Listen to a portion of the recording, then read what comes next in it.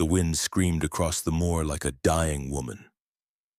At the Indigo Inn, an isolated Tudor pile squatting on the edge of nowhere, the clocks had just struck 11 when the scream came. Not from the wind, but from a human throat. Sir Reginald Cresswell lay sprawled across the Persian rug in the library, mouth frozen in a rictus of agony, a spilled glass of brandy bleeding dark amber beside his outstretched hand. And there, in the blue-black gloom, stood his beautiful young wife, Lavinia. Gloved fingers pressed to her lips, whispering one word over and over. Chapter 1. The House That Swallowed Light. The wind across the moor had teeth. It gnawed at the shutters of the Indigo Inn until the old timbers groaned like a ship foundering in the dark. Rain lashed the stained glass in great shuddering sheets, turning every pane into a bruise-colored cataract. Somewhere far off, a vixen screamed, and the sound was so human that the stable boy crossed himself twice before he realized what it was. Inside the house, the clocks had just begun to strike 11 when the second scream came, this one unmistakably human. Sir Reginald Cresswell lay on his back across the Persian rug in the library, one arm flung out as though reaching for something just beyond the veil. His eyes were wide, fixed, reflecting the firelight like two chips of black glass. A thin ribbon of foam, already drying to a crust, edged his parted lips. Beside his outstretched fingers lay a heavy crystal tumbler, overturned, the last inch of brandy seeping into the intricate crimson and indigo pattern of the carpet. The smell in the room was wrong. Beneath the peat reek of the fire and the sweetness of brandy, there drifted the faintest ghost of bitter almonds. Standing in the doorway, one gloved hand pressed to her mouth, was Lady Cresswell, Lavinia. Dressed in a gown the color of midnight violets. Even in extremity, she was beautiful. Skin like porcelain left too long in moonlight, hair the pale gold of winter wheat. But her eyes were perfectly dry. "He's dead," she said, and her voice carried neither grief nor surprise, only a kind of distant wonder, as though she had opened a familiar drawer and discovered something unexpected inside. "Poison. I can smell it." That was the moment Hercule Poirot, who had come to the Indigo Inn only for a quiet weekend away from London's fog, felt the little gray cells awaken from their slumber with the delicious shiver of a cat stretching in sunlight. He had arrived the previous afternoon, Friday the 13th of November, 1936, in a dove-gray Daimler that looked absurdly urbane against the barbaric landscape. The inn was not, strictly speaking, an inn any longer. It had been bought 20 years earlier by Sir Reginald Cresswell, a self-made magnate whose fortune came from coal tar dyes, particularly a shade of indigo so pure and so poisonous in its creation that 3 workers at his Midlands factory had gone blind the first year it was produced. Sir Reginald had renamed the house Indigo with the satisfaction of a man who enjoys private jokes. Poirot had accepted the invitation only because his old acquaintance Colonel Arbuthnot had telephoned from his club in a state of unusual agitation. "There's a bad atmosphere at the place, Poirot, damned bad. Cresswell's got money and malice in equal measure, and half the county's terrified of him. Come and keep an eye on things, there's a good fellow. Besides, the shooting's first rate." Poirot, who loathed shooting and detested the English countryside in November, had nevertheless come. He told himself it was curiosity. In truth, it was the slight tremor in Arbuthnot's voice that decided him. Men who have faced machine-gun fire in Mesopotamia do not tremble easily. Now, 36 hours later, the tremor had been justified. The house itself seemed to breathe unease. Built in 1587 by a wool merchant who believed right angles invited devils, it crouched low and secretive beneath its sagging roof of mossed stone tiles. Every window was latticed with tiny panes of stained glass. Deep indigo shot through with threads of violet and black, so that daylight, when it managed to penetrate at all, arrived exhausted and corpse-colored. Servants spoke of rooms where candles refused to burn straight, and of corridors that seemed longer walking back than walking forward. Poirot had been given the Peacock Suite on the first floor, a chamber paneled in dark oak and hung with tapestries so ancient that the peacocks had faded to the color of storm clouds. The four-poster bed was vast and funereal. When he drew back the curtains that morning, the stained glass turned his neatly trimmed beard the color of spilled ink. At breakfast, served in the English fashion at the barbaric hour of 8:30, he had made the acquaintance of the other guests. Colonel Arbuthnot was exactly as Poirot remembered him from the war, tall, sunburnt even in November, mustache waxed to bayonet points, eyes permanently startled by something just behind one's left shoulder. He greeted Poirot with relief so palpable it was almost embarrassing. "Damned glad you're here, old boy. Place gives me the creeps, always has." Next came Dr. Theodore Hawke, the family physician, a thin, restless man in his 40s whose fingers drummed a constant paradiddle on any available surface. His eyes were the pale blue of a man who has seen too many deathbeds and not enough sleep. He greeted Poirot with the overbright courtesy of someone perpetually on the verge of apology. Miss Delia Gray, Sir Reginald's secretary, was young, 24, perhaps 25, with the kind of disciplined prettiness that comes from never allowing a hair to escape its proper place. She wore a charcoal skirt and cream blouse, the uniform of the efficient woman who intends to be taken seriously. She barely looked up from her shorthand notebook.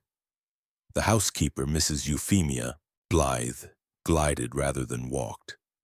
She was 60 if she was a day, upright as a cathedral candle, dressed always in black bombazine that rustled like dry leaves. Her eyes were the flat obsidian of certain old crows, and she had a habit of pausing mid-sentence as though listening to instructions no one else could hear. Sir Reginald himself did not appear until luncheon. He entered the dining room like a man accustomed to being the center of gravity in any room he occupied. 63 years old, bull-necked, with a face the color of rare roast beef and small, hard eyes the shade of wet slate. His voice was a bark that expected instant obedience. "So you're the famous little Belgian detective," he said, spearing a kidney with unnecessary violence. "Arbuthnot's told me all about you. Hope you're not here to poke your nose into my affairs." Poirot smiled his most innocent smile. "Measly, I come only to enjoy the tranquility of the English countryside, monsieur." Sir Reginald gave a snort that might have been laughter. "Tranquility. This house has swallowed more secrets than a confessional. Haven't you, old girl?" He addressed the last remark to the paneled wall, as though the house itself were a disobedient mistress. Lady Cresswell, Lavinia, entered last, apologizing prettily for her tardiness. She wore a gown of hyacinth blue that made her eyes appear almost violet. Sir Reginald's gaze followed her with the lazy possessiveness of a man inspecting livestock. She endured it without flinching. Now, 12 hours later, that same man lay dead, and the house that swallowed secrets had taken its most illustrious victim yet.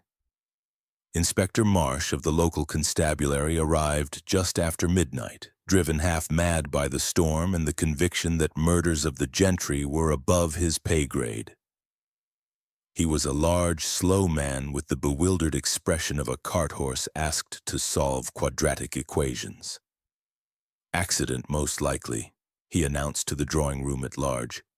"Fellow probably took the wrong bottle in the dark. Heart failure brought on by drink. Seen it before." Poirot, who had seen many things before but never such determined refusal to see, merely raised one expressive eyebrow. The 5 principal witnesses, 6 if one counted Poirot himself, were gathered around the cavernous fireplace beneath a portrait of some Elizabethan Cresswell who had clearly died of displeasure. Rain hammered the windows like thrown gravel. Colonel Arbuthnot stood with his back to the fire, hands clasped behind him, staring at the carpet as though it might offer absolution. Dr. Hawk sat forward on a tapestry chair, elbows on knees, head in hands. Delia Gray clutched her leather writing case to her chest the way a nun clutches a crucifix. Mrs. Blythe stood apart near the door, rosary beads clicking softly through her fingers. Lavinia Cresswell alone seemed composed. She had removed her gloves and laid them neatly on the occasional table. The firelight caught the faint indigo stain on the index finger of the left one, a blemish no larger than a sixpence, yet Poirot's gaze returned to it again and again. On the mantelpiece, the Venetian brandy decanter, exquisite, murderous, the exact color of its name, caught the firelight and threw it back as a sullen, depthless blue. Poirot stepped forward, drawing every eye. "Messieurs et mesdames," he said quietly, "let us be clear. Sir Reginald Cresswell has been poisoned with cyanide, hydrocyanic acid to be precise, administered in the last 15 minutes of his life. The library door was locked from within. The windows were bolted. The chimney is too narrow even for a cat. Yet the decanter contains only brandy. There is but one glass, and it held poison. Ergo," he paused, letting the silence stretch until it twanged like wire. "Ergo, someone in this room has committed a crime that is either impossible or very nearly perfect." He smiled then, a small cat-like smile that did not reach his eyes. "Hercule Poirot, he does not believe in the impossible, only in the not yet explained." Outside, the wind gave a long, shuddering howl that might almost have been applause. Chapter 2. The Almond Breath of Death. The library smelled of death now, sharp and intimate beneath the sweeter ghosts of brandy and peat.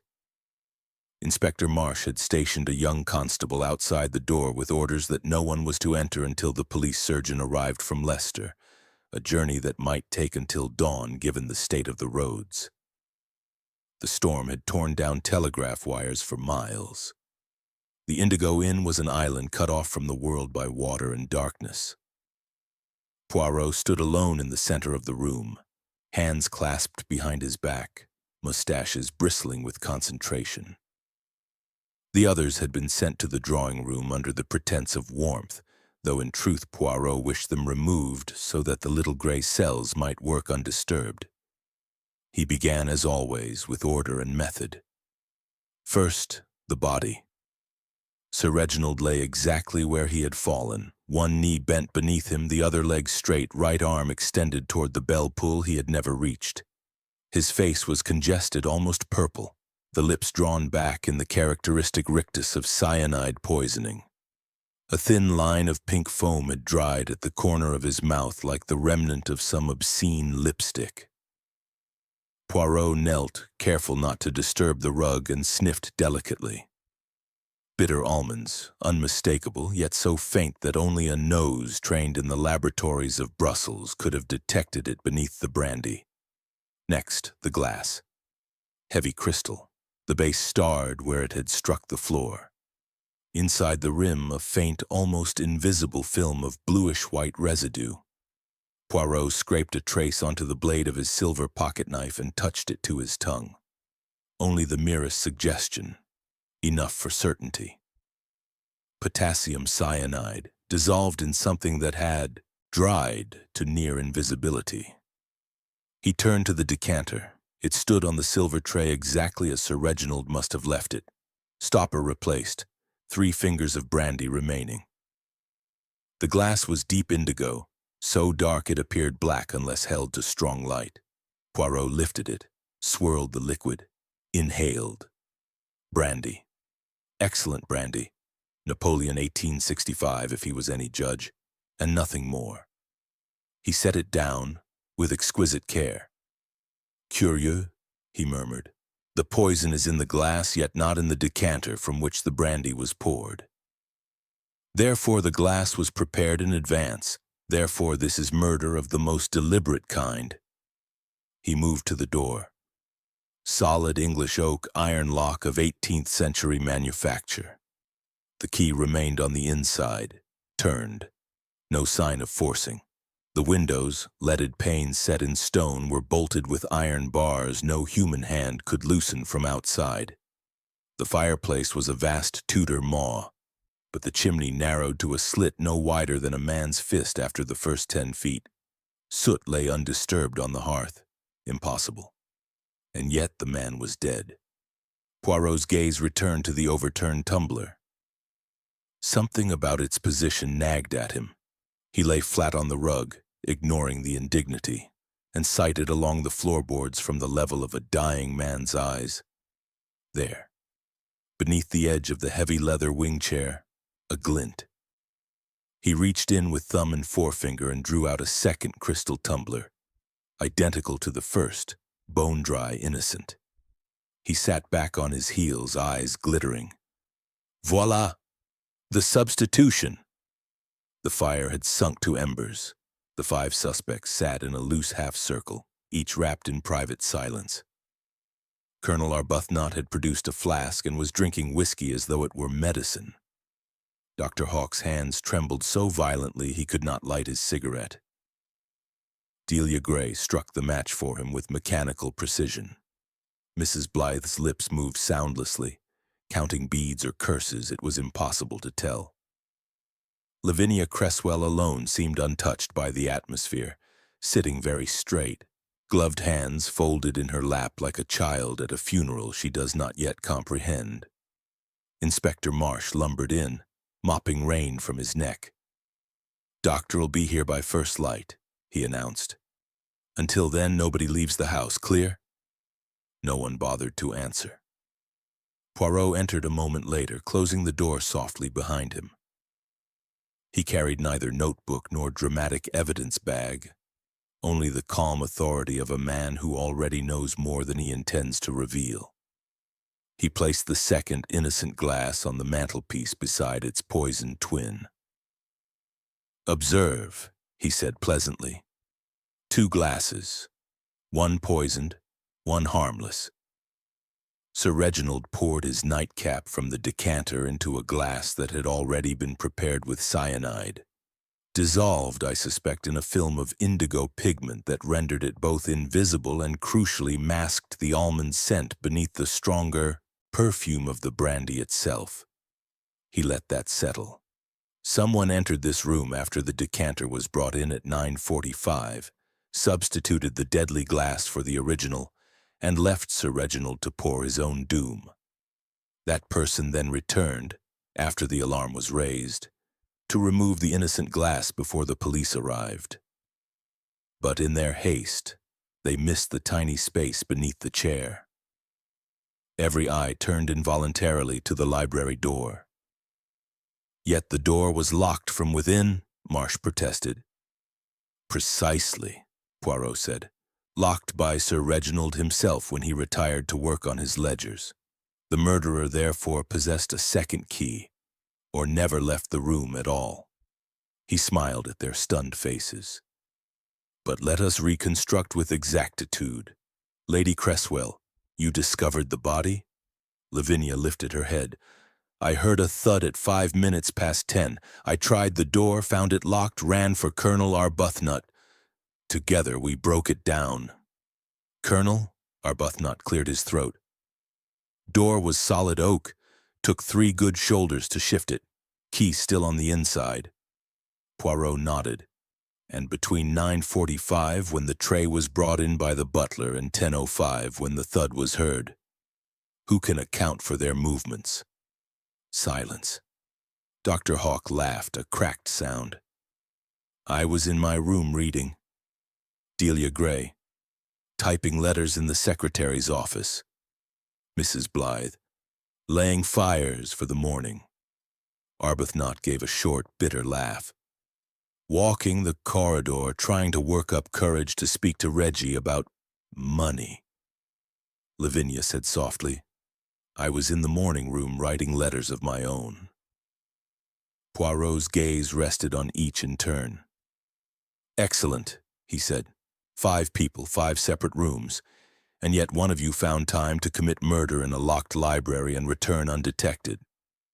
One of you is lying with the skill of a master criminal." He picked up the poisoned glass, turning it so the firelight fractured through the lethal residue. "Tomorrow, when the storm has passed and the doctor has confirmed what we already know, Hercule Poirot will demonstrate exactly how this impossible crime was committed. And why?" He replaced the glass with delicate finality. "Until then, mesdames et messieurs, sleep well, if you can." Outside, thunder rolled across the moor like the laughter of something ancient and pleased. Chapter 3. The Colonel's War. The gunroom smelled of gun oil, wet dog, and old despair. Trophies stared down from the walls, a kudu with one horn broken, a lion whose glass eyes had long since clouded to milk. Rain lashed the tall windows like thrown birdshot. Colonel Arbuthnot stood at the gun cabinet, back to the door, shoulders rigid. When Poirot entered without knocking, the colonel did not turn. "Thought you'd come sniffing eventually, old boy," he said to the glass. His voice was hoarse from whiskey and unshed tears. "Might as well. Have it out." He spun the combination lock with fingers that had once steadied a Webley against charging dervishes, opened the cabinet, and took down a Webley of more recent vintage. For one terrible second, Poirot thought the man intended to use it on himself. Instead, Arbuthnot broke the revolver, checked it was empty, and laid it on the baize table like an offering. £40,000, he said. "That's what I owe Reggie. Lost at cards, mostly. Some of it to him directly. He held every voucher. Last night at dinner, he leaned across the port and said, 'Arbuthnot, old chap, I've decided to send those little papers to White's. Let the committee decide if a bankrupt soldier is fit company for gentlemen.'" He laughed, a sound like tearing canvas. "I came in here to put that barrel in my mouth. Couldn't do it. Coward twice over, you see." Poirot closed the door softly and took the chair opposite. The lamp painted the colonel's face in brutal chiaroscuro, the proud mustache now drooping like a wounded thing. "Continuez, mon colonel." Arbuthnot rubbed a hand across his eyes. "At 10 o'clock I screwed my courage to the sticking place and went to the library.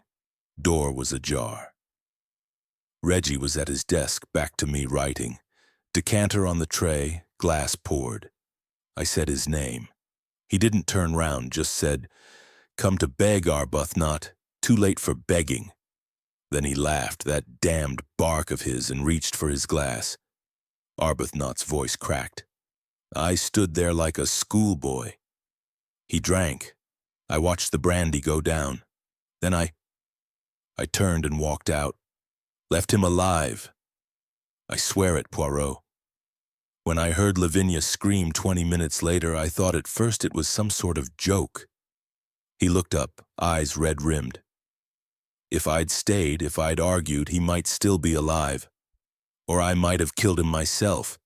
Either way, the debt's cancelled now, isn't it? Blood wipes the slate. Poirot studied the soldier for a long moment. You believe, perhaps, that guilt and innocence are measured by intention. No, they are measured by action. You did not poison the glass. That required preparation, sang-froid. You, mon ami, are all fire and thunder. Murder by cyanide is a woman's weapon or a chemist's, not a soldier's. Arbuthnot gave a bitter smile. Comforting, I suppose. Poirot rose and moved to the window. Dawn was still hours away. The storm had settled into a steady, malignant downpour.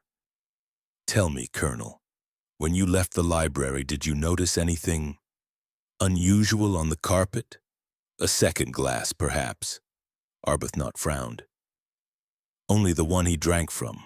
Why? Poirot did not answer directly. Instead, he drew a small torch from his pocket and played its beam across the floorboards outside the gun-room door. The corridor runner was dark crimson. Damp footprints showed faintly where someone had walked earlier. Size 11, I think, Poirot murmured. English Army boot, hobnailed. Like yours, Colonel. But observe here. He moved the beam a few feet farther. A second set, much smaller, delicate heel, a woman's evening slipper, perhaps, and they stop exactly opposite the library door. Arbuthnot stared. You're saying a woman was there after me? Or before? The prints overlap in places. It is suggestive. The colonel's face drained of what little color it had left. Good God, you don't think Lavinia... I think nothing yet. I observe. That is enough for now. Poirot clicked off the torch. One more thing. The rose trellis beneath the library window. You climbed it once as a boy, you told me at dinner. Is it still strong enough for an adult? Arbuthnot gave a short laugh. Barely held me at 14 stone when I was 16. Now, it would tear away from the wall if a cat leapt on it. Merci. Poirot turned to leave, then paused. Colonel, the revolver, leave it in the cabinet, n'est-ce pas? A soldier's death is on the battlefield, not in a gun room that smells of defeat. Arbuthnot looked at him for a long moment, something like gratitude struggling in his eyes. Damned if I know how you do it, Poirot. See into a man's soul like that. Poirot's smile was small and sad. It is not the soul I see, mon colonel. It is the footprints. As Poirot made his way back toward the main staircase, a door opened upstairs and soft light spilled across the landing. Lavinia Cresswell stood there in a dressing gown of quilted violet silk, hair loose about her shoulders like a pale river.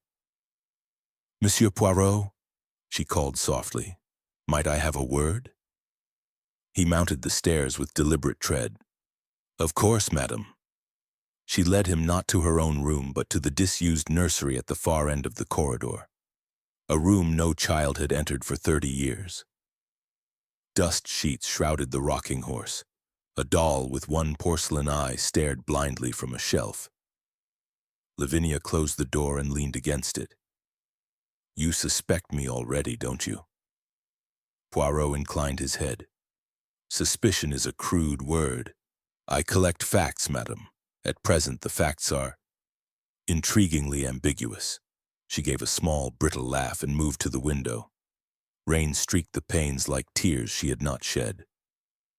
Reggie used to lock me in this room when he was angry, hours at a time. Said it reminded me I was no better than a doll myself. Something to be put away when not wanted. She turned. In the half-light, her face was very young and very old at once. Tonight I am free of locks. Does that make me a murderer, Monsieur Poirot? He regarded her steadily. It makes you a woman who has suffered, madame. But suffering does not confer innocence. Sometimes it confers skill. For the first time, her composure fractured. She pressed a gloved hand, why still gloved at 4 a.m, to her mouth. Outside, the wind gave a long, shuddering sigh as though the house itself were exhaling a secret it had held for centuries. Chapter 4. The Doctor's Trembling Hands. The house was beginning to wake in the way old houses do, floorboards sighing, water pipes knocking like restless bones. Somewhere a maid had begun to cry in the kitchen. The police surgeon had still not arrived. The roads were rivers. Poirot found Dr. Theodore Hawke in the small dispensary that had been set aside for him at the end of the east corridor.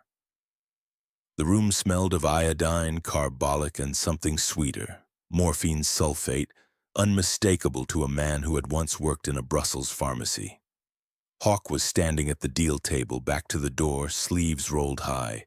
A spirit lamp burned blue beneath a beaker of cloudy liquid. His hands, those clever, treacherous surgeon's hands, were trembling so violently that the glass syringe he held chattered against the rim. He knew Poirot was there before he turned. "Come to arrest me, have you?" His voice was thin, almost amused. "Save everyone the trouble?" Poirot closed the door with a soft click. "I arrest no one, doctor. That is the work of the police. I merely clarify." Hawk set the syringe down at last and faced him. His pupils were pinpricks despite the dimness. Sweat gleamed along his hairline, though the room was cold. Then clarify this. He rolled down his left sleeve and held out the arm. The antecubital fossa was a battlefield of purple bruises and tiny scabs. 6 months ago, I operated on a child with diphtheria, tracheotomy. Saved the boy. Afterwards, I could not sleep. 1 injection, only 1, I told myself, and the nightmares stopped. Now they have returned, and the dose with them. He laughed, a sound like breaking ice. Reginald found out, of course. He always found out. Kept photographs of me filling the syringe. Threatened to send them to the General Medical Council.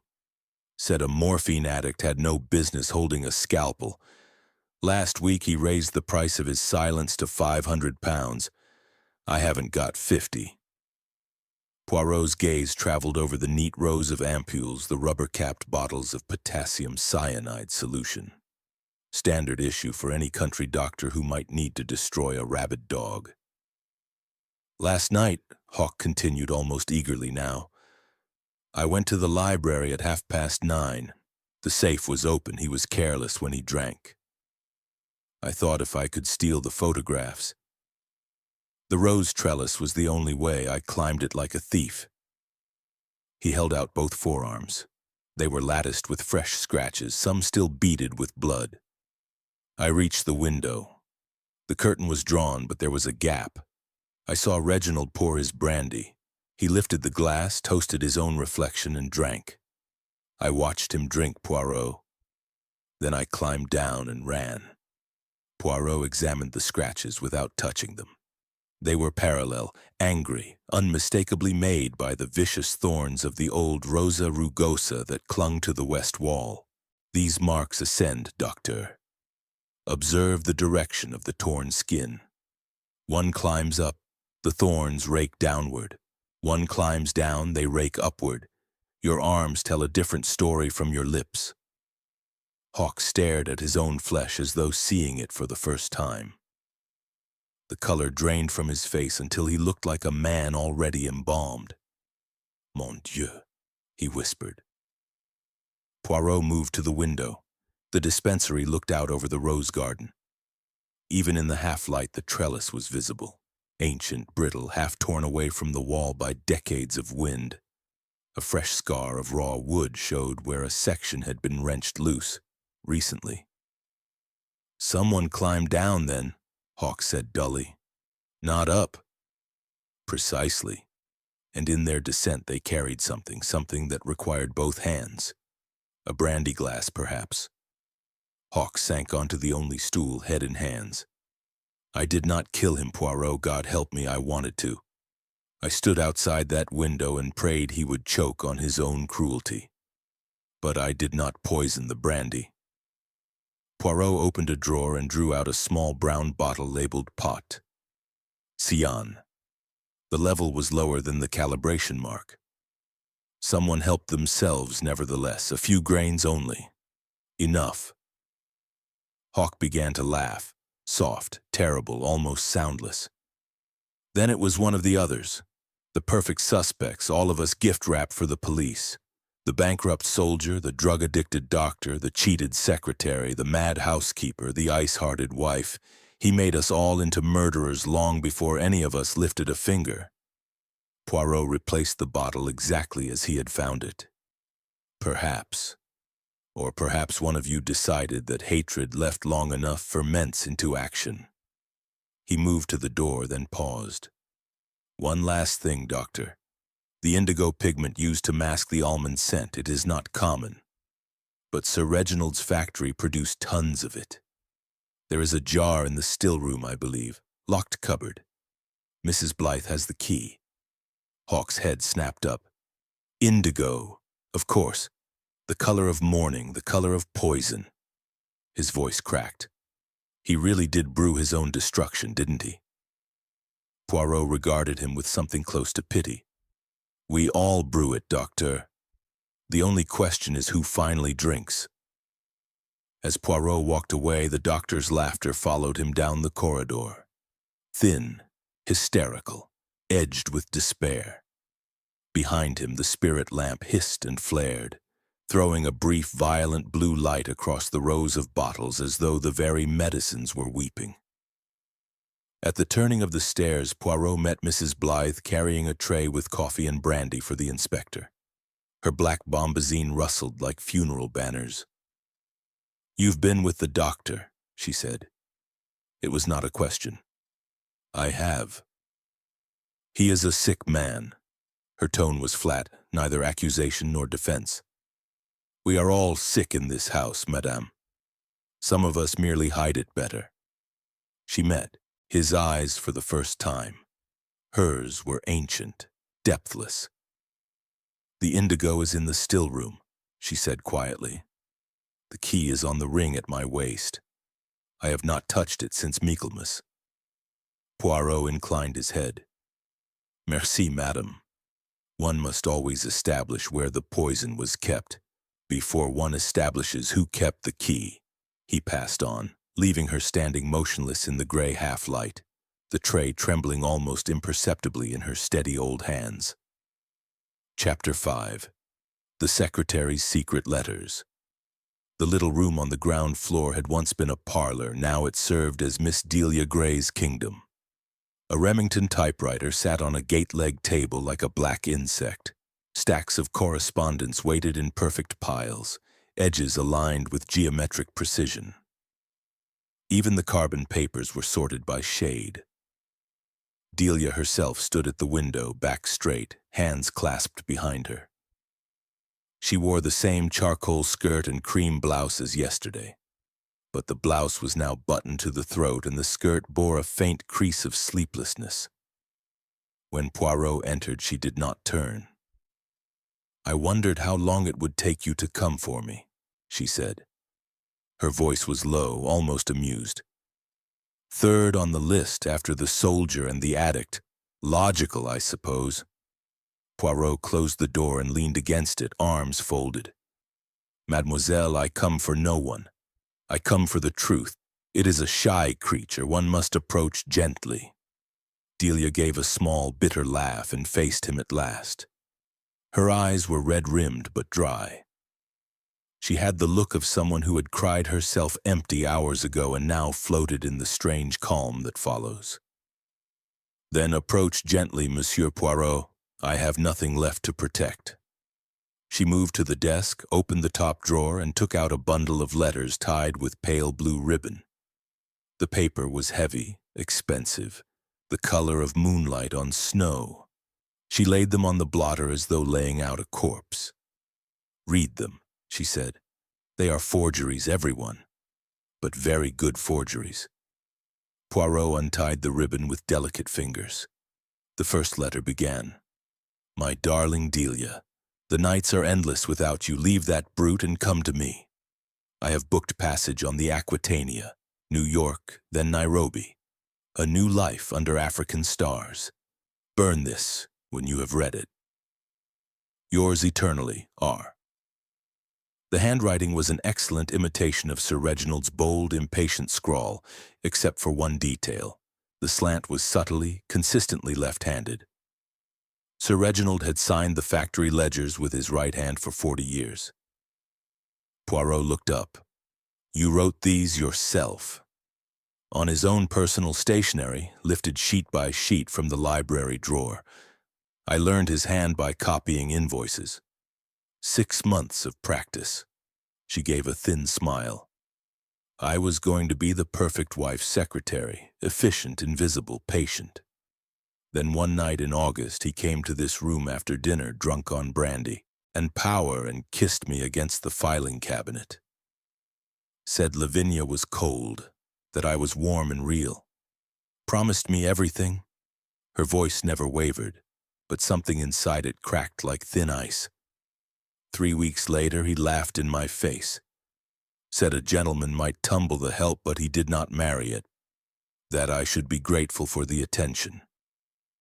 She opened another drawer and took out a single sheet, different paper, different ink. A real letter this time. "My dear Miss Gray, your devotion is touching but tiresome. Continue to type my correspondence and keep your romantic fancies to yourself. I have instructed the butler to lock the office door at 10 each evening. Hercule Poirot folded it with care. And last night, I finished the quarterly reports at 9:30, took them to the library for signature. He was already at the brandy, told me to leave them on the desk and get out. I begged, yes, I begged for 5 minutes of his time. He rang the bell for Mrs. Blythe to remove me as if I were a tray of cold tea. She turned back to the window. Between 9:40 and 10:15, I was alone here. Door unlocked, no witness. I could have slipped across the hall, opened the library with the duplicate key I had cut weeks ago, dusted the rim of a clean glass with cyanide from Dr. Hawk's cupboard, and waited for him to drink death instead of desire. She faced him again, chin high. I have motive in abundance, opportunity, and the cool head required. Your perfect suspect, monsieur. Poirot studied her for a long moment. Tell me, mademoiselle, your shoes. Delia glanced down, puzzled. Size 6. Why? Because the delicate prints in the corridor mud stop outside the library and return the same way. A woman's evening slipper, I thought, but these... He indicated the sensible low-heeled courts she wore. These would leave a different mark. And observe.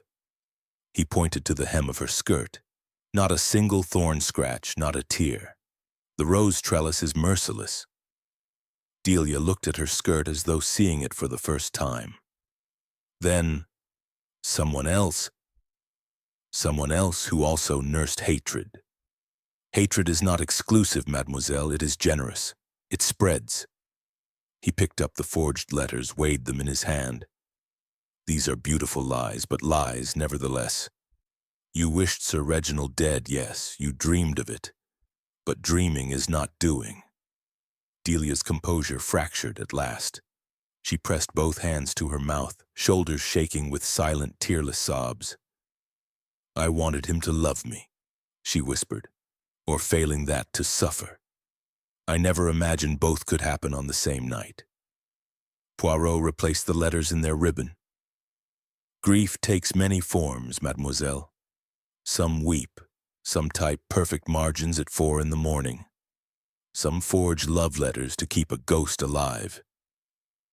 He moved to the door. One last thing.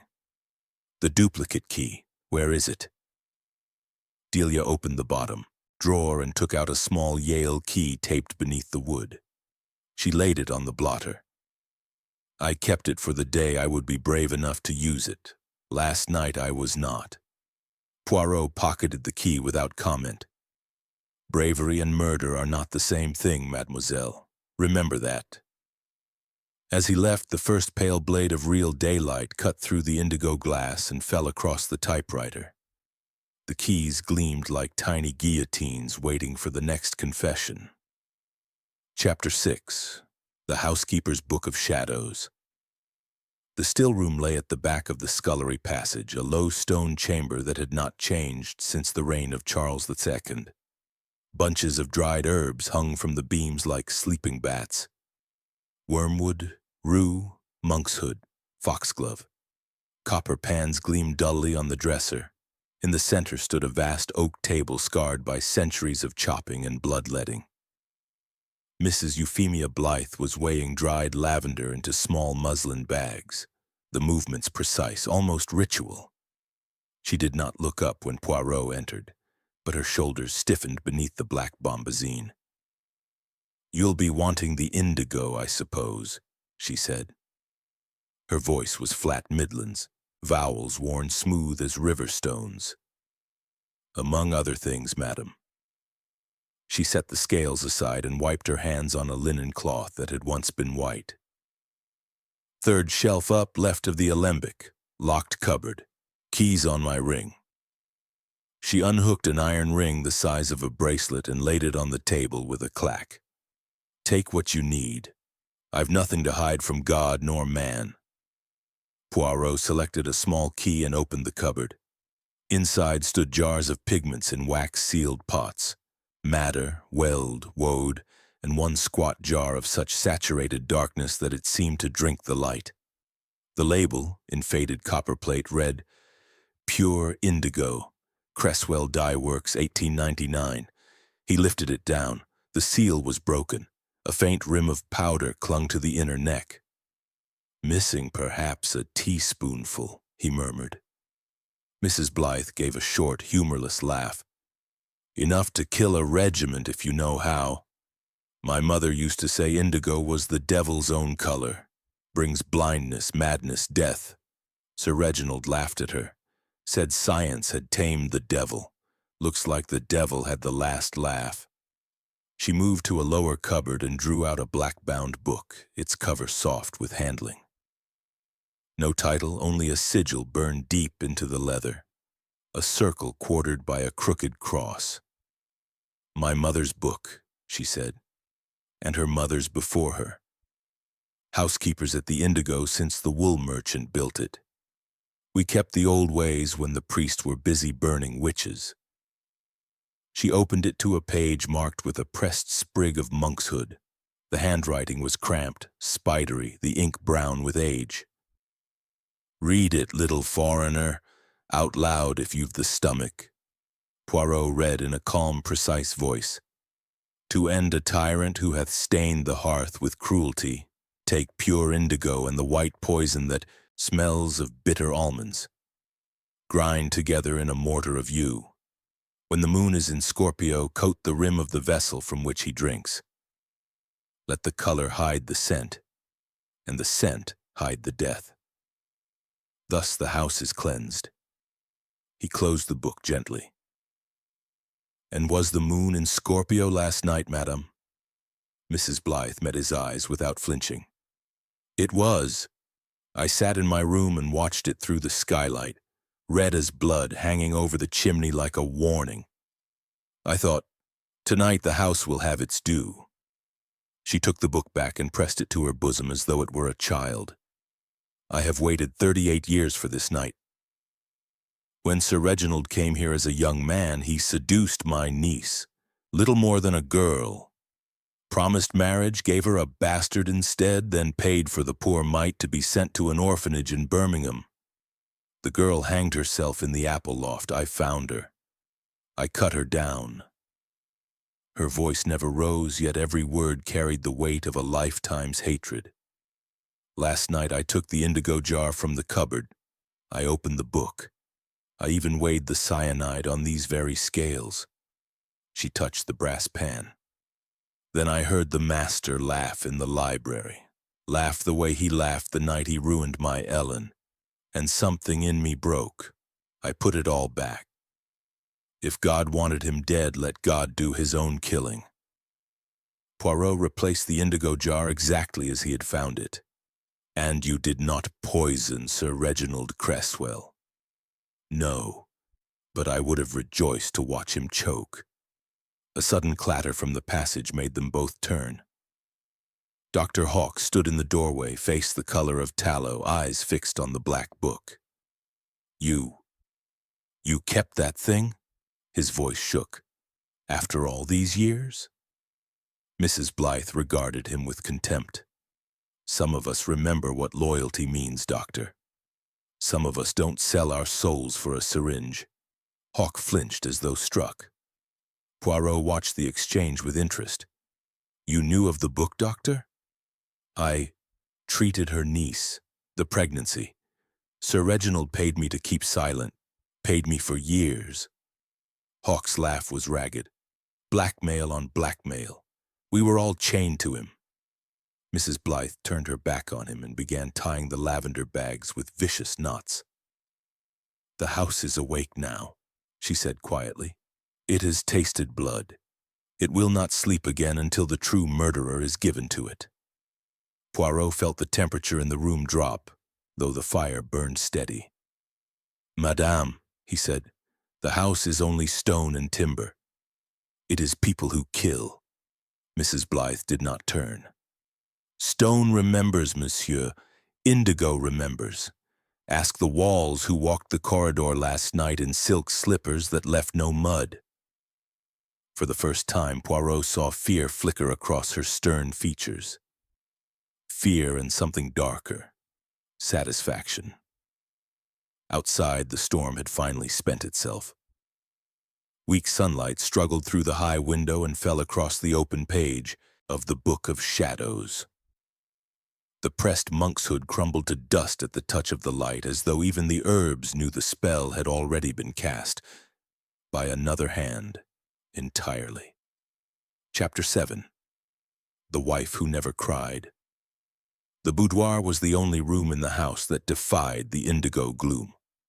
Walls of pale primrose silk, a French carpet the color of clotted cream, a chaise longue upholstered in violet velvet.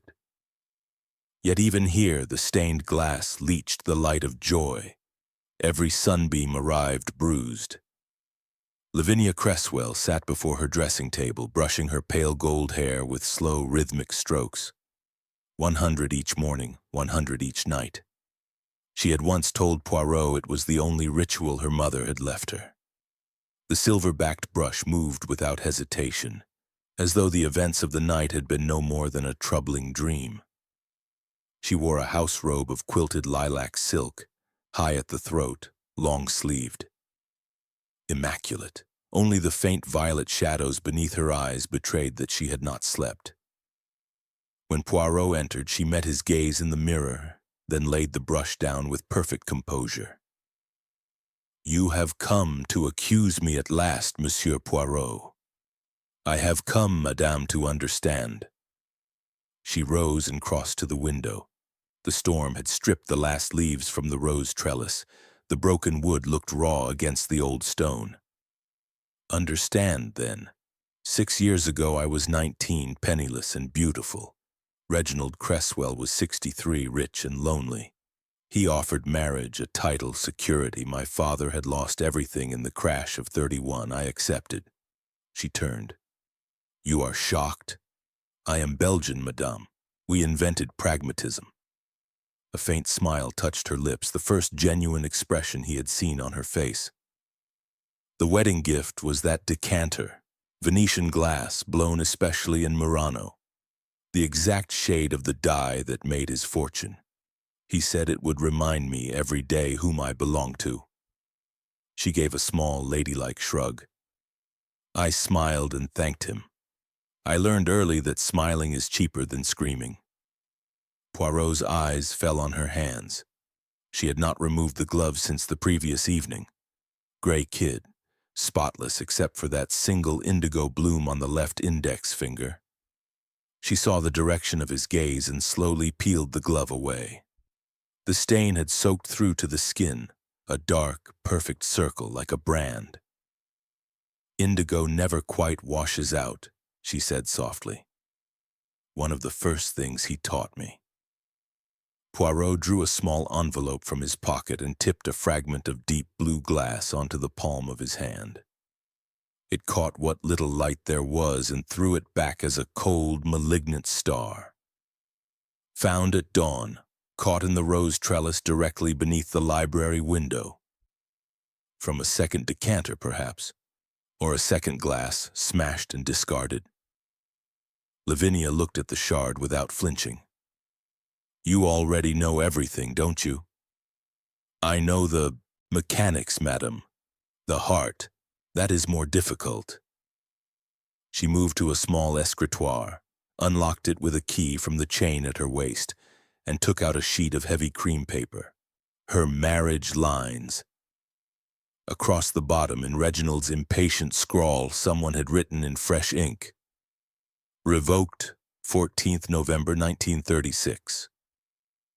"Yesterday," she said, "he summoned his solicitor from London. He was changing his will. Everything to a cousin in Canada. I was to receive an annuity of £200 and be turned out before Christmas. He wished to see me beg." Her voice remained level, almost conversational. "I have begged for 6 years, monsieur. Quietly, in this room, on my knees, for a kind word, for a day without ridicule, for one night when he did not lock the door between our rooms.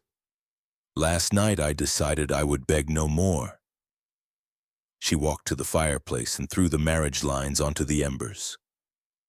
The paper curled, blackened, flared.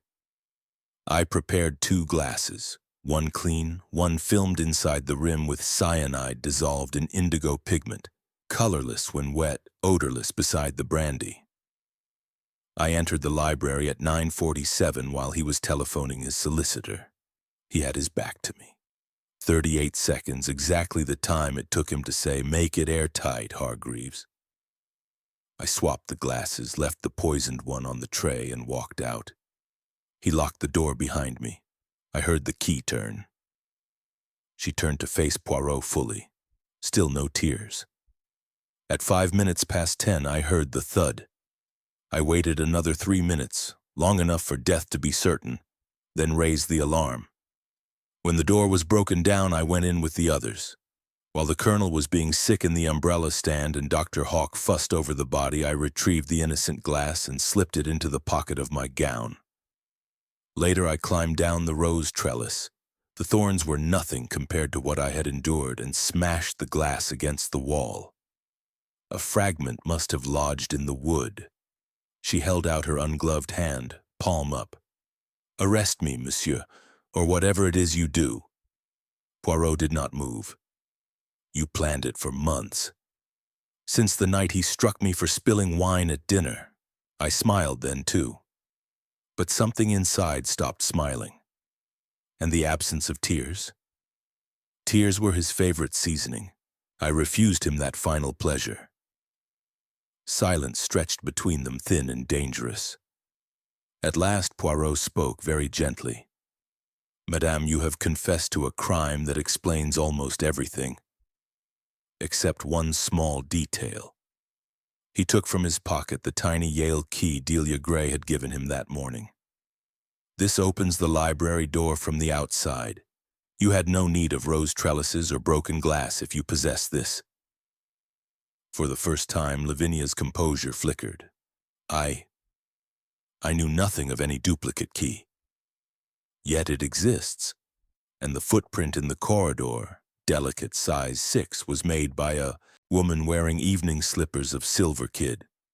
You were wearing black velvet last night, madame, and your gloves are stained, yes, but with fresh indigo from handling the decanter this morning, not from preparing poison days ago. The stain would have spread." He stepped closer. "You wish to confess, madame, you wish to protect someone. Who?" The mask cracked. Lavinia Cresswell put both hands to her face and began very quietly to weep, at last, and for the first time since her husband's death. Chapter 8. The Reconstruction. The police surgeon had come and gone. Cyanide, massive dose, death within minutes. The body had been removed at noon, wrapped in a plain shroud, because Sir Reginald had always hated ostentation in others. Now the library felt larger, colder, as though the house itself had inhaled and forgotten to breathe out. They were all assembled again, exactly as they had been 16 hours earlier. Only now the spaces between them were charged with dread. Inspector Marsh stood by the door, helmet under his arm, trying to look official. Colonel Arbuthnot had shaved and changed into regimentals as if uniform might protect him.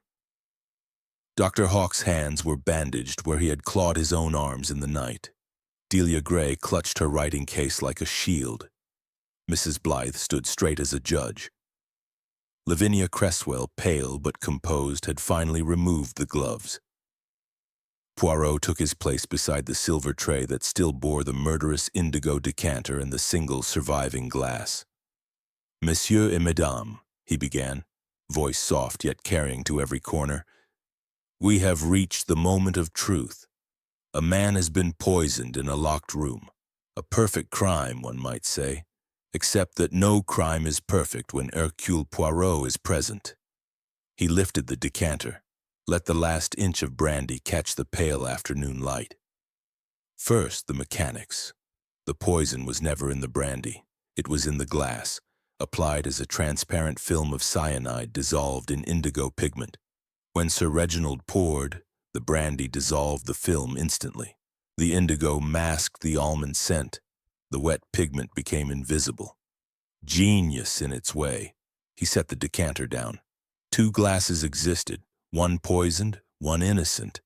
They were swapped at 9:47 p.m. while Sir Reginald telephoned his solicitor.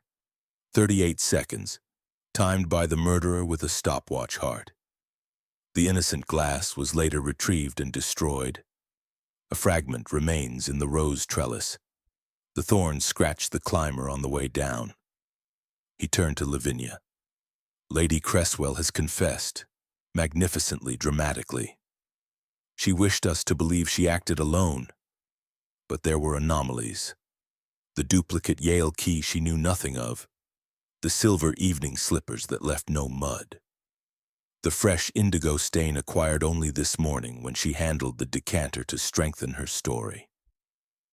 Lavinia met his gaze steadily, a faint nod of acknowledgement and gratitude. Poirot faced the others. No, the true murderer required 3 things: intimate knowledge of the house, access to both cyanide and indigo pigment, and above all, motive so deep it had fermented for 38 years. He turned to Mrs. Euphemia Blythe. You, madame. A collective intake of breath. Mrs. Blythe did not move, but her obsidian eyes glittered. From the beginning, Poirot continued, the clues pointed to an older woman who knew the old ways, the footprint in the corridor, size 6 but not evening slippers. Stout housekeeper's shoes with a patch on the left sole, mud from the herb garden. The scratches on the rose trellis, ascending, because you climbed up first to place the poisoned glass on the tray while Sir Reginald was at dinner. Then down again after death, carrying the innocent glass to be smashed in the kitchen stove. The ashes still contain fragments of crystal. He produced a small twist of gray ash and glass from an envelope. Dr. Hawk's cyanide bottle, missing a measured amount. The indigo jar, your fingerprints in the dust, madame, because you wore no gloves. You had no need. Housekeepers' hands are always stained. Mrs. Blythe's voice, when it came, was steady. Prove it. Poirot smiled gently. The proof is in the confession you never made, and the one you almost did. He opened the black-bound book at the marked page and read aloud. Let the servant who has kept faith avenge the child betrayed. Mrs. Blythe closed her eyes. My niece Ellen, she said at last, 16 years old. He ruined her, cast her off, let her hang herself from the apple loft. I cut her down. I swore on her cold body that one day he would drink death from the very color he worshipped. She opened her eyes again, they blazed. I watched him every night. Knew his ritual, the tray at 9:45, the locked door, the single glass. For weeks I prepared. Last night the moon was right. I entered through the servants' passage. There is a panel behind the tapestry known only to housekeepers since 1587. I swapped the glasses left by the same route. When he was dead I returned, took back the innocent glass, smashed it in the range. The house helped me. The house remembers. Inspector Marsh stirred. You're saying the house... The house is stone, Poirot interrupted. But memory is powerful, and hatred, madame, is the most patient of all accomplices. Mrs. Blythe looked at Lavinia. I saw her suffering. When he announced the new will, I knew she would be blamed. I let her confess. I wanted her free. Lavinia stepped forward, tears on her cheeks at last. You did it for me? I did it for Ellen, Mrs. Blythe corrected. You were simply... the next girl he would have broken. Silence, vast and solemn. Poirot spoke softly. Mrs. Euphemia Blythe, you have confessed. Inspector. Marsh moved forward with the handcuffs. Mrs. Blythe extended her wrists without resistance. The steel clicked, like a clock striking the hour. As they led her out, she paused beside Poirot. Tell them the house is cleansed now, she said. Tell them it can sleep. The library door closed behind her. Outside, late sunlight struck the indigo windows and, for the first time in centuries, turned them almost blue. Chapter 9. The Little Gray Cells. Triumph. The room was the same, yet everything in it had shifted. The indigo light was softer now, almost hesitant, as though the house itself were ashamed of what it had witnessed. Mrs. Euphemia Blythe had been taken away an hour earlier. The police car had crunched down the gravel drive and disappeared into the dusk. No one had spoken as the sound faded. Now the 5 survivors sat in a loose circle, each wrapped in private aftermath. Colonel Arbuthnot stood at the mantelpiece, staring into the flames as though they might absolve him. His regimentals looked suddenly absurd, a costume from a war that had ended long ago. Dr. Hawk sat hunched forward, bandaged forearms resting on his knees. A constable had removed every ampule from the dispensary. The doctor had not protested. He looked smaller, as if the morphine had been the only thing holding him upright. Delia Gray had finally opened her writing case. Inside lay the bundle of forged love letters. She was feeding them one by one into the fire. The blue ribbon curled last, like a dying snake. Lavinia Cresswell sat very straight on the sofa, hands folded in her lap. The violet shadows under her eyes had deepened, but her gaze was steady. She had wept once, in her boudoir. Now she was done with tears. Poirot stood in the center, small and immaculate, the calm eye around which the storm had finally broken. "It is finished," he said quietly. "The truth is known. Yet there remain a few loose threads. Permit Hercule Poirot before he departs to tie them." He turned first to Colonel Arbuthnot. "Mon Colonel, your debt dies with Sir Reginald. The vouchers were in the library safe. Inspector Marsh has them. You are free." Arbuthnot's mustache trembled. "Free," he repeated as if tasting the word for the first time in years. "Good God!" Poirot inclined his head toward Dr. Hawk. "Doctor, the General Medical Council will be informed of your addiction, yes, but also of your confession and your cooperation. There are clinics in Switzerland. A man may still be saved." Hawk gave a cracked laugh. "Saved, after all this." "After all this," Poirot agreed. He looked at Delia Gray. The last letter blackened and fell to ash. "Mademoiselle, you forged love because you were starved of it. That is not a crime, it is a tragedy. Take your excellent shorthand to London. There are men and women who will value you for precisely what you are." Delia's lips parted, but no sound came. She managed a small nod. Finally, Poirot turned to Lavinia. "Lady Cresswell, Madame, you offered your life to shield a woman who had already sacrificed hers for you. That is nobility of a rare order. The will that disinherited you has been destroyed by your own hand. The earlier one stands. You are a wealthy woman. Use it well." Lavinia's voice was barely above a whisper. "I don't want his money." "Then give it away," Poirot said simply. "Build something that does not smell of indigo and cruelty. A hospital wing, perhaps, in memory of a niece no one else remembers." She closed her eyes for a long moment. When she opened them, something hard and bright had settled there, resolution, not grief. Poirot surveyed them all. You see, it was never one motive alone. Sir Reginald created a perfect circle of hatred. The colonel's ruin, the doctor's shame, the secretary's humiliation, the housekeeper's ancient vendetta, the wife's slow suffocation. Any one of you might have killed him. Mrs. Blythe simply struck first, and with the patience of 38 years. He moved to the window. The rose trellis had been cut down entirely. Raw earth showed where the roots had been hacked away. She believed the house helped her. In a way, it did. It taught her every secret passage, every creaking board, every shadow. And it taught her that some stains never wash out. Colonel Arbuthnot cleared his throat. "What will happen to her, Poirot?" "She is 65. A woman of impeccable character until last night.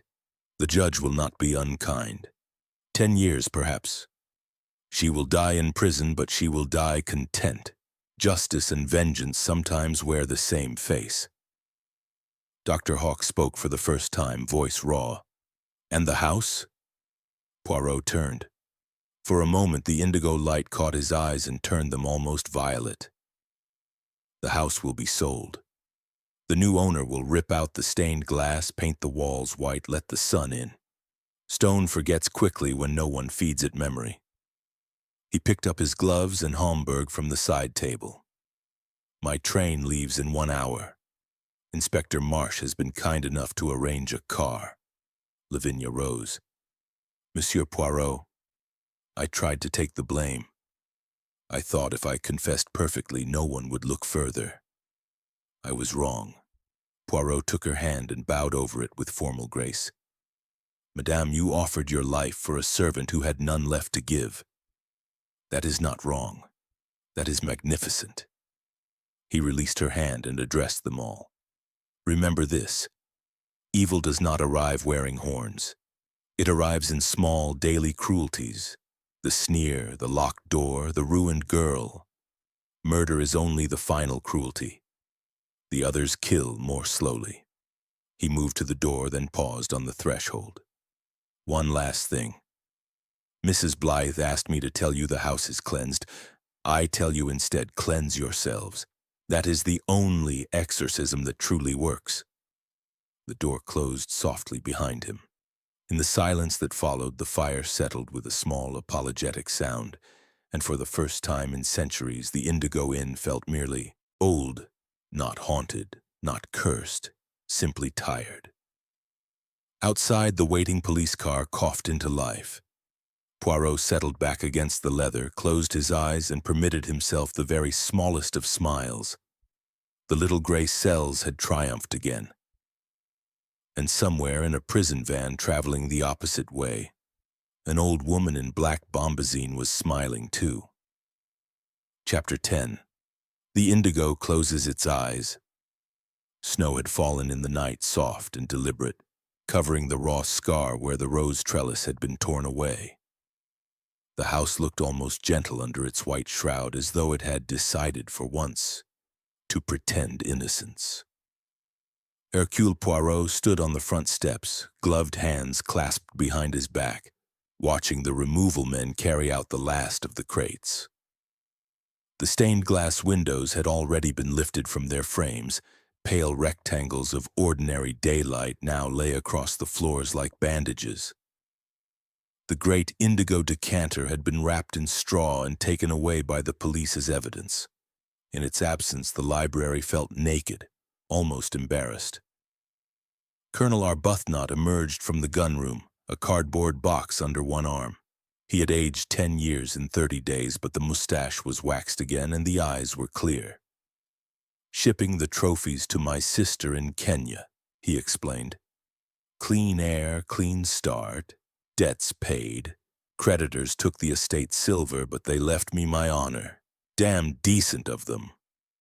Poirot inclined his head. Honor is the one thing creditors cannot seize, mon colonel. Arbuthnot managed a wintry smile. Coming to say goodbye to the old place? In a manner of speaking. Dr. Hawk appeared next, carrying a small suitcase and a letter of introduction to a clinic in Lausanne. The bandages were gone. The tracks on his arms had faded to faint silver lines. I leave on the boat train tomorrow, he said. Clean needles, mountain air, boring conversations about Goethe. One can endure much for a second chance. He offered his hand. Poirot shook it gravely. Remember, doctor, addiction is a chain. You have broken the first link. Do not forge another. Hawk's eyes filled, but he only nodded and walked down the steps toward the waiting taxi. Delia Gray came last from the secretary's office, a neat leather valise in one hand, a railway ticket in the other. She wore a new coat of navy wool and a hat with a modest pheasant feather, her first purchase with the reference money Lavinia had pressed upon her. I start at the BBC in January, she announced, cheeks pink with cold and something like hope. Typing scripts for Mr. Priestley himself. He says shorthand is the eighth wonder of the world. Poirot's eyes twinkled. You will be the ninth, mademoiselle. She hesitated, then stood on tiptoe and kissed his cheek. Thank you for seeing the difference between what I dreamed of doing and what I actually did. She, too, descended the steps. The taxi swallowed her up and moved off down the drive, tires hissing over fresh snow. Only Lavinia Cresswell remained. She stood in the empty hall wearing a traveling costume of dove gray, mourning, but the soft kind that promises eventual spring. At her feet lay a single small portmanteau. The solicitors finished yesterday, she said. The house is sold to a girls' school. They will paint every room yellow and fill it with noise and running feet. Mrs. Blythe would approve. Poirot nodded. Children are the best exorcism. Lavinia drew a letter from her pocket, thick vellum, black border. From Holloway Prison. She writes in pencil, very small to save paper. She read aloud, My lady, do not grieve for me. I sleep better here than I ever did at the Indigo. The wardresses call me Granny Blythe and bring me extra milk. Tell Monsieur Poirot the moon was in Scorpio the night justice was done, and now it has moved on. The house can rest. So can I. Euphemia Blythe Lavinia folded the letter carefully. She will not last the winter. The prison doctor says the heart is tired. She is content. Poirot looked up at the bare windows, the stripped walls, the place where the portrait of the disagreeable Elizabethan had once glared down. And you, madame? I am going abroad. Italy first, Florence perhaps, then farther. I have endowed a small lying-in hospital in Birmingham. It opens in April. They will name the ward after Ellen Blythe. No one else will ever know why. She offered her hand. Will you walk with me to the gate? The car is waiting. They walked together down the steps and along the newly graveled path. Snow muffled their footsteps. At the gate, Lavinia paused. I used to think this house was a mouth, she said quietly. Always hungry. Now I think it was only a mirror. It showed us what we already carried inside. Poirot considered this. A mirror can be broken, madame, or it can be turned to the light. She smiled, really smiled for the first time since he had known her. Goodbye, Monsieur Poirot. Thank you for giving us all back our reflections, clean ones. The car door closed. The engine purred. Lavinia did not look back as the car moved off, but she raised one gloved hand in farewell. Poirot watched until the car disappeared beyond the bend in the drive. Then he turned for a final survey of the house. The snow had begun to fall again, thick, silent flakes that settled on the roof like forgiveness.